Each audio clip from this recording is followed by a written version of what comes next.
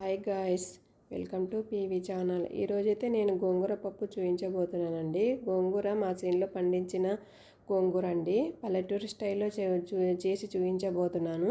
ముందుగా ఒక కడాయి తీసుకొని అందులో నీళ్లు వేసి మరిగించాలండి. మరిగించిన తర్వాత 2 గ్లాసుల కందిపప్పు తీసుకొని అందులో వేయాలి. దానికి తగ్గట్టుగా పచ్చిమిర్చి తీసుకొని అందులో కలుపుకోవాలి.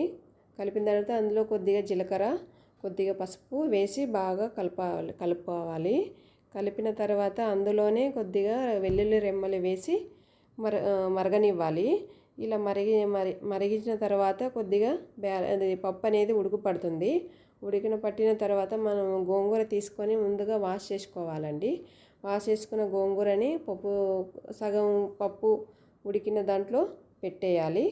పెట్టిన తర్వాత ఒక 15 నిమిషాలు బాగా ఇలా కలుపుకోవాలండి. లోపలే కలుపుకున్న తర్వాత ఒక 15 నిమిషాల తర్వాత ఉడకనివ్వాలి. ఉడికితే గోంగూర అనేది బాగా ఉడుకుతుంది. ఉడికిన తర్వాత మనము ఒక పప్పు కర్రతోని చూడండి ఎలా ఉడికిందో. అది పప్పు అనేది బాగా ఉడికింది. ఒక పప్పు కర్ర తీసుకొని దాన్ని బాగా రుబ్బుకోవాలి. నేనైతే పప్పు కర్ర తీసుకున్నానండి. అందులోనే సాల్ట్ వేసి రుబ్బేశాను. రుబ్బిన తర్వాత ఇందులోకి మనము పోపు వేస్తాము.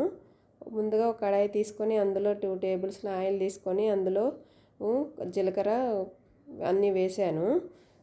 వెల్లుల్లి, ఎండుమిర్చి, కరివేపాకు వేసి బాగా వేగనివ్వాలి. వేయించిన పప్పులో మనం రెడీ చేసుకున్న పప్పులోకి వేయాలి.